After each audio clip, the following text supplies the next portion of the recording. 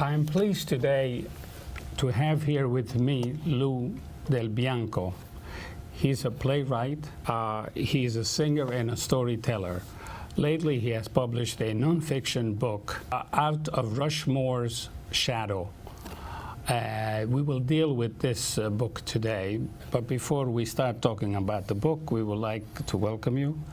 And I want to thank you for accepting my invitation here, because you have a very important story to tell. Thank you, Vito. It's great to be here.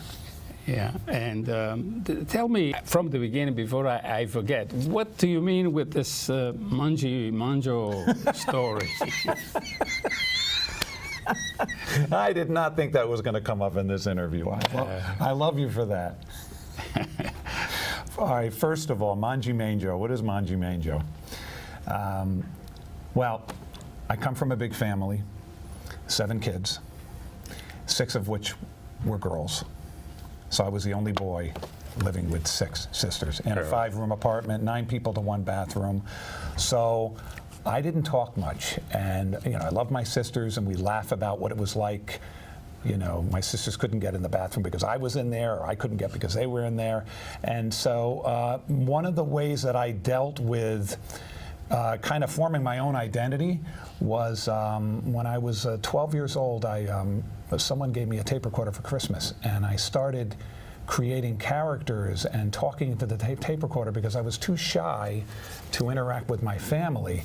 And so I created something, and I wanted to give it a unique name, and so I just called it a Manji Manjo. Don't ask me what that means. It's my own. It's mine. Private. My own. Yes, so my own made-up language. I guess the storytelling then begins at that point. It does. It does. But my only audience was myself, and I was fiercely protective of these tapes. I still have them. If you recorded them, have you gone over see if there's of any value? There's anything of any value? No, honestly, because I had younger sisters who wanted to know what I was saying into that tape recorder, I unfortunately had to be very careful about what I talked about. Tell me, you say in the book that you have actually been writing and doing things for over 30 years. Yes. You seem to me too young to be 30 years working already as an artist. Right. Well, I'm 55, so I did start. I could tell you that when I finally came out of my shell, I started auditioning for high school plays and was finally able to connect as a performer. That's really what I am. So I pursued professional theater and hated the business, and my wife at the time had started after-school programs for children and asked me if I wanted to work in them. And I found that I could create my own characters for children. I can take my unique talents and my physical type and use that. So I created, throughout the 1990s, 6 storytelling and musical CDs for children. Were this recorded, or were this writing? Well, they're recordings. So they're recorded. And I play guitar, so I composed about 50 childhood memories in the form of a story song. And they really connected with children on And your work was level. Recognized several times. You received award and recognition for those. Yes, I was fortunate enough to receive 6 Parents' Choice Awards for my work with children. And the Parents' Choice Award is kind of like the Grammy or the Oscar for children's recordings. And you wrote also a screenplay. Yes. About what? About my nonno, about my grandpa. Okay, but about Rushmore, right? Yes, yes. My Uncle Caesar, when he passed away, who really started this whole thing, this whole odyssey. But before we go to Uncle I'm Caesar, skipping around. Tell me about the play itself. What does it say? What is this about? Well, the screenplay... This is for children or for adults? This is, well, I envision this to be really a family movie for all ages. Mm-hmm. It's the screenplay centers around the one year when my grandfather bought my grandmother and my father and my two uncles as children in 1935 to live with him in South Dakota because he has to drive out there for 6 months a year and he wouldn't be around his family, so he thought maybe he'd take them with him. So you wrote this play, and Yes. did you perform the play? Was it staged? Well, we're really talking about two different things here. Before I wrote the screenplay for Out of Rushmore Shadow, which I envisioned to be a movie because it's a screenplay, I produced and wrote a one-man show, a live one-man show, but basically with the same title, Out of Rushmore Shadow, about my grandfather, where I lecture about my connection with him with a PowerPoint presentation, and then I become my grandfather. And that's why I'm dressed like this, because... I see you. You see a 1930s Yes. pants. And there's a photo that I use in the program where my grandfather is in the studio standing like this, a very proud artist, with the models of Washington and Jefferson and So Lincoln. you played your grandfather. Yes. And apparently you did play it at the Mount Rushmore. I did. I managed to convince Mount Rushmore to allow me to perform for the tourists during the July 4th weekend of 2011. Was it a successful play? Very successful, and people were shocked that no one had ever heard of my grandpa before. Okay, we are talking about your grandfather. Yeah, of course. His name was? Luigi Del Bianco. Luigi Del Bianco. I had never heard myself, I Right. have to be honest with you, and I have been involved in Italian-American writers and writing for some time now, and here you come presenting this book, and I was amazed that it was not published or was not known at the time, but Right. we will leave that for a little later on. Sure. So his name was Luigi Del Bianco. Your name is Lou Del Bianco?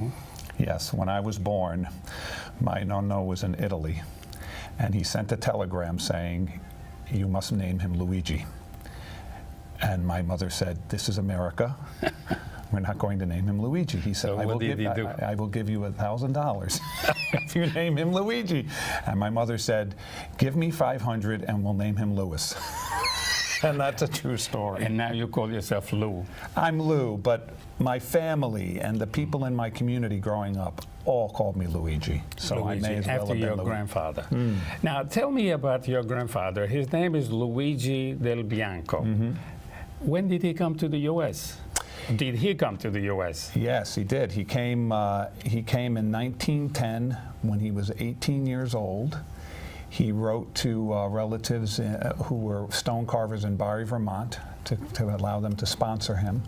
And he came in 1910, and I found out recently through Michael Genovese and Mario Tolia, who are two historians out on Long Island who have been so helpful, found out that he was detained for 3 days because he didn't have enough money for entry. He had to have $50 at the time. He only had 25. So his cousin Pietro came and gave him the money. So he came at 19, and you say he had he was sponsored by somebody who carved stones in Barre, Vermont. That's where my grandfather ended up settling, and then went back in 1914 when World War I broke out to fight with the Italian army. So he came. Where did he come from, Italy? It's called Friuli Venezia Giulia. Oh, that's on the north side, east north. Yeah, Where Venice is, up on top of north of Venice. I guess the people will understand better. Northeast of Venice, yeah. Friuli. There's a little village nestled in the Italian Alps called Borgo del Bianco, which is where the Del Biancos come from. So your grandfather was part of the migration of the Friuli people that came. That's a very sad story about the Friuli immigration after the unification of Italy. They suffered and they had to move out because of dislocations. Right. So there was a big migration. Of course, today I read that there is about 10% of all the Friulis in the U.S. or in America, I should say. And I know several people that you mentioned on your book, so I'm proud to say that I will probably am part of this story anyway. I like to inject myself in it. Your grandfather was maybe a member. I'm not sure if he was a member of Famille Furlan. He was a member. He absolutely was a member, probably when they were in Manhattan. I don't know if he was a member when they were in College Point. I don't know the origin of the College Point, you know, exactly when it was moved. But I was there, and I attended several meetings because I had friends over there. And one of the friend that you mentioned here in the book is Ida Corvino Miletic.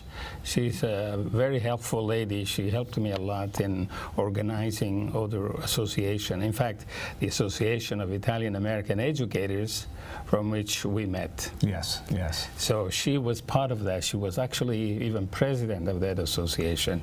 She was a really great help. She's a wonderful person. Too bad she passed away only a few years back. And the other person is Professor Carlos Clafani. Oh, fantastic. He's from the Westchester Community College.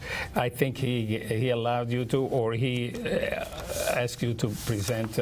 One of my first public performances of my one-man show was done at the college. And my Uncle Caesar, before that, lectured for Carlos Clafani. So he was a great help and inspiration to both my uncle and I. I'm glad, because we are friends for over 50 years. Yes. So another person that you also mentioned in the book is Lydia Bastianich. Yes, yes. I know her for many years, but she also was in one of these interviews at the same room here. She was here many years ago. Yeah, I don't know Lydia. I hadn't met her, but through... she's also Friulan. She's also Friulan, I think from Istria. I think from the she's very... And Anthony Fasano, who helped me publish the book, who has a podcast called The Italian American Experience, connected me with Lydia, and she was more than happy to provide a quote for the day of the ceremony when my grandfather was honored. She was so proud to know that he came from the same place. Going back to your grandfather. Yeah. So grandfather came here at 19. 18. What kind of formal education did he have in Italy before coming here, do you know? Yeah, when he was, the legend in the family is that when he was 12 or 13 years old, he was in his father's wood cutting shop. My great-grandfather was a wood carver. He carved a little dog out of wood. Now we are talking about Luigi Del Bianco. Yes. I think this is a name we want to repeat it several times. Yes, Luigi was then sent to Austria to a stone carving school because my grandfather preferred stone to wood. But the formal schooling, meaning did he go to the elementary school? Did he went to. I actually have a copy of his report card from an elementary school in Moduno. But he went to a formal stone carving school in Austria because it was the closest stone carving school to where they lived because they were close to Austria. And he studied under a master stone carver. Adamo Aloise, A-L-I-O-S-E, and he studied there. He apprenticed. He studied for 3 years, and then he studied 2 more years in Venice. So he had 5 years of training, stone cutting experience. Yeah, stone carving. Stone carving. Yes, he was a classically trained stone carver by the time he came to the United States. So, as he came here, he immediately went to work for a stone carver. He went to work in the quarries of Barre, Vermont, as a memorial stone carver. I see. Yeah. Did he marry here, or was he already married when he came? No, this is kind of a long story. I'll try to keep it short. When he went to fight in World War I, he came back after the war was over, back to Barre, Vermont, and met another stone carver named Alfonso Scaffa, who said, "Come down to Stamford, Connecticut, and meet Gutzon Borglum, the designer of Mount Rushmore." So he meets him. And then also, Alfonso takes Luigi Del Bianco to Port Chester, New York, to meet his family, the Scaffas, and introduces him to his sister-in-law, who is Nicoletta Cardarelli, who is my grandmother. And they meet, and they fall in love, and they marry in Port Chester. They had 4 children? They had 5 children. The oldest child, unfortunately, passed away to my Aunt Teresa. I never knew her. She died when she was 5. And then my Uncle Silvio, my father, Vincent, my Uncle Caesar, and the only living child now is my Aunt Gloria, who came much later. So basically, the moment he arrives, he works as a stone cutting. Yes, he comes with promise of work. He has cousin Pietro sponsors him. And he starts working. He starts working right away. He has Right an away. amazing skill. Yeah. Yeah. Did he do any work, major work or national work before he went to work for Rushmore, Mount Rushmore? He did, and they were all under the direction of Gutzon Borglum. See, when my grandfather met Borglum, it was 1920 or 21.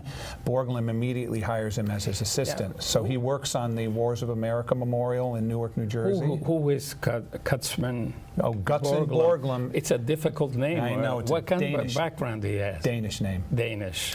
He's a world-renowned painter and sculptor and engineer, and he has a studio in Stamford, Connecticut, which is just 15 minutes from Port Chester, where my grandfather settled with my grandmother. And my grandfather assisted him in the Wars of America Memorial in Newark, New Jersey. It's a massive 40-figure sculpture that still stands. It still stands. And he also is his chief carver on Stone Mountain in Marietta, Georgia, the leaders of the Confederacy. That's what is that? That's a bas relief? It's a bas relief sculpture on the side of a mountain before Rushmore, but Borglum doesn't get along with the sponsors of the project, so he quits it and takes my grandfather to Rushmore. So those are the two major projects he works with Borglum before Rushmore. I see. He had also a private business himself. Yes, he had a stone carving business in Port Chester, New York, a memorial stone carving business where he carved probably 500 headstones for St. Mary's Cemetery. For local people. Yeah, yeah. They must be valued today, I hope, with the knowledge that the same person who did Mount Rushmore. Do you know how many old-timers have come up to me over the years and said, your grandfather, he carved Mount Rushmore, but he also carved my mother's headstone. God bless him. Amazing, right? Wow, wow. Yeah. He also carved, as I read in your book, out of a Rushmore shadow, that he sculptured Primo Carnera, the boxing champion. Yeah. Primo Carnera's fists, or hand and fist. Yes. Where are they? These. Well, they're. I'm not sure. I have one of the originals at my house. He made many copies for friends and family around Port Chester. So Primo's fists were copied everywhere. Now, so he have all these works before until he somebody asked him to go to work for Mount Rushmore.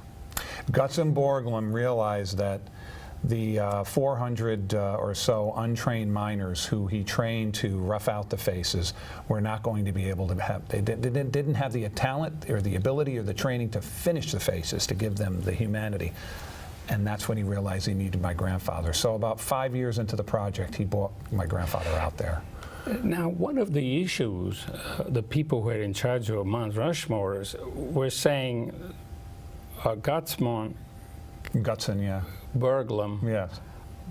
was the chief carver, nobody else was. He was the chief. So the argument was there was only one. Why would they have to honor two people?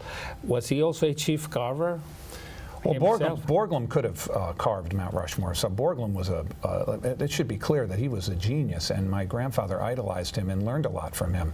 Borglum did everything. He could sculpt, he could carve, he could paint, but he was getting older. He was getting to be in his 70s. He didn't have the physical ability. So basically, he did not do the work, but he had the contract, I imagine, to do the monuments. He was the designer, and without him, there would be no Mount Rushmore. Without Borglum, there'd be no Mount Rushmore. Right? This was a great privilege my grandfather had been given to him, and he entrusted my grandfather to do the finishing, the refinement of expression in the faces, because he was getting too old to do it himself, and he was, he couldn't do everything. So how many years did he work on the mountain? Well, the years that he did work on the mountain were crucial. He worked in 1933, 35, 36, part of 37, and he came back in 1940. Just to finish the work? Yeah, and I have to refinish, yeah. detail. Yes. What is it called, that aspect, the refining? The refinement of expression. In other words, when you look at those faces and you see how they look flesh and blood, like they can talk to you, that's from the hands of my grandfather. Now, one other issue that the people in charge of Rushmore were saying is that there were local miners who were employed, and these were the workers basically who did the work. And they did. They did. They were taken by Borglum, and he trained them. My grandfather trained them. And it's amazing how quickly they learned, and a lot of them became good, dependable carvers.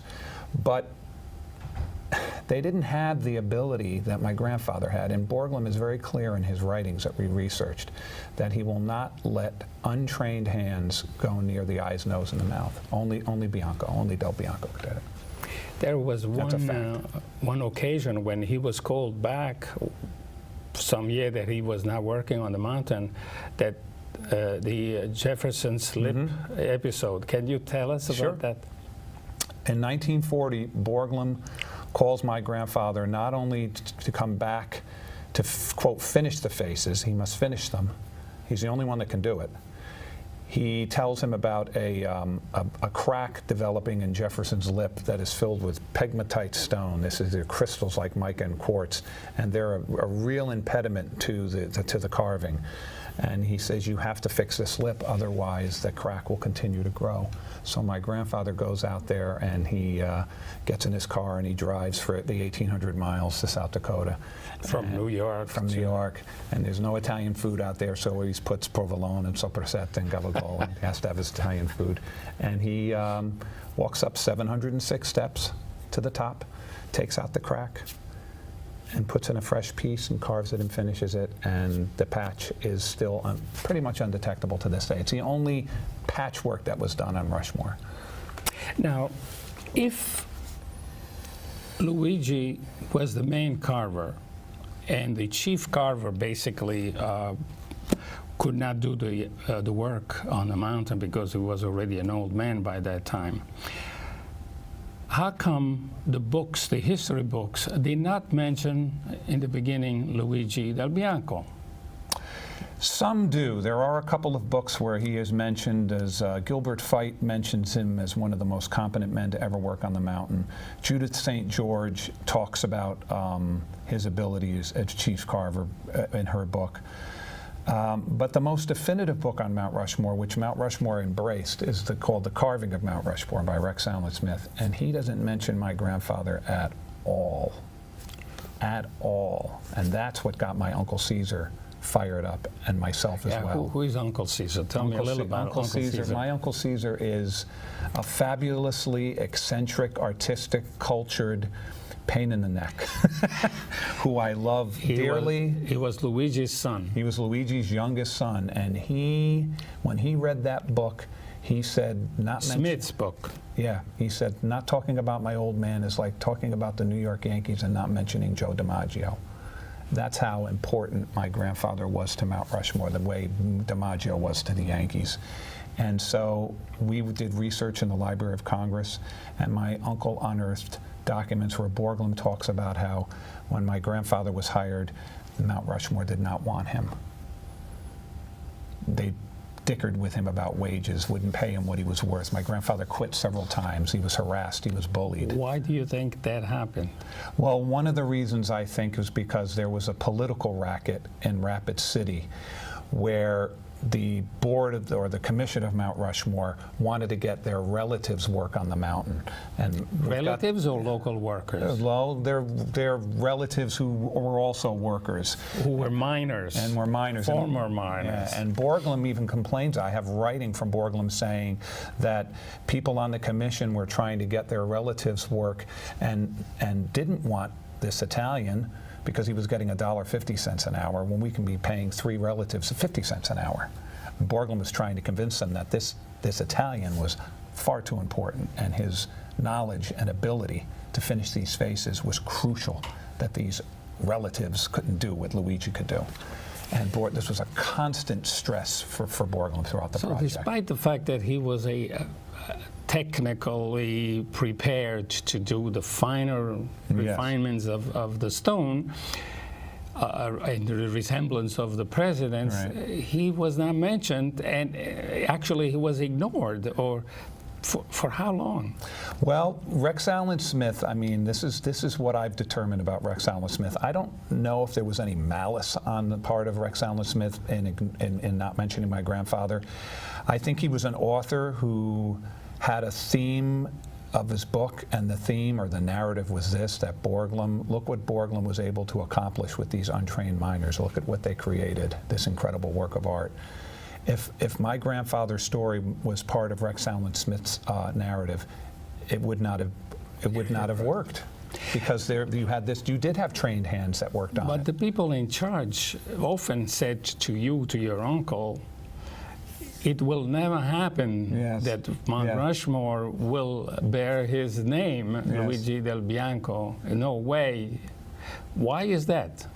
You offered in the book, by the way, it was well documented. I mean, from the beginning to the end, is only proof of that Luigi Del Bianco was a chief carver, admission by the chief person that I have so much difficulty in pronouncing. Gutzon Borglum. We consider him the designer and really the genius behind it. Why do you think these people that came after Smith, or even though Smith had not mentioned him, why didn't they accept the idea that your grandfather was the main carver? Because they embraced the narrative of Rex Allen Smith's book, and that was the miracle of 400 against men. all the evidence that you presented. Yes, and the people at Mount Rushmore were always polite with me. They were always willing to listen to me, but in the end, they would always say the same thing. Luigi Del Bianco was not the chief carver.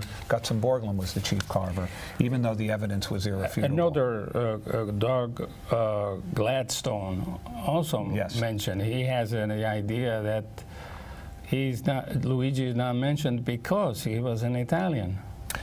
Yes, and Doug makes some really interesting points about that. Doug or myself or my uncle, we don't have any empirical proof that my grandfather was discriminated against because he was Italian. But it's possible it was part of the equation. I mean, my grandfather was an Italian in the 1930s, where Italians were kind of known as gangsters and not trustworthy. This is the fascist movement in Italy with Mussolini. Maybe that might have affected the way he was viewed. All of these negative information, you think there was no discrimination against your grandfather? Oh, I don't know. I can't say. I can't say definitively yes or no. What I do know is that they basically refused to give him formal acknowledgement as chief carver. And that was for over 25 years? And that was for over 25 years. And who saved the day? His name is Cam Shally, and he was the regional director of National Park Service. He was in charge of all the national parks throughout the Midwest, and he did something that nobody before him was willing to do, and that was to send 2 historians to my house. They painstakingly went through my book of documents, 75 of them, and at 75 books of evidentiary 75 primary source documents, where Borglum says Luigi Del Bianco was the only intelligent, efficient stone carver on the work who understands the language of the sculptor, and they recommended recognition for him. And Cam said, if they recommend his being recognized, you have my blessing, I'll make it happen, and he did. Tell me, in your book, you actually say that this plaque will be shown on Mount Rushmore. Will, the future tense. Has it happened yet, or is still? It did. Thank God it happened. On September 16th, 2017, really 26 years since we presented those first documents to Mount Rushmore. A formal ceremony was held at Mount Rushmore. You can go to my website, luigimountrushmore.com. There is a plaque. Is that the same plaque that was used I don't find it here now. Oh, here it is, which says Luigi Del Bianco, chief carver of Mount Rushmore. Yes. And then there's a quote by Borglum. Yes. Gutzon. Gutzon Borglum. I have. You'll get it someday. It's okay. I get it. As long as you get Luigi Del Bianco, I'm happy. I apologize. The quote says, "It will have a complete." Luigi Del Bianco Right. will have complete charge of the practical ways and means of dealing with the finesse of carving and instructing the other carvers. Exactly. And then his signature. So, in effect, Luigi Del Bianco should be honored for doing such a great work. He gave us the resemblance of Yes. 4 important American presidents. Thanks to him, we have not only you as a relative, but also us of Italian Americans and the Americans themselves. So this Yes. is a monument, a memorial that we are proud of. This is part of the America today, American dream, part of anybody can get on much more. The American dream, carving presidents' faces, I think, is the ultimate American dream for an immigrant.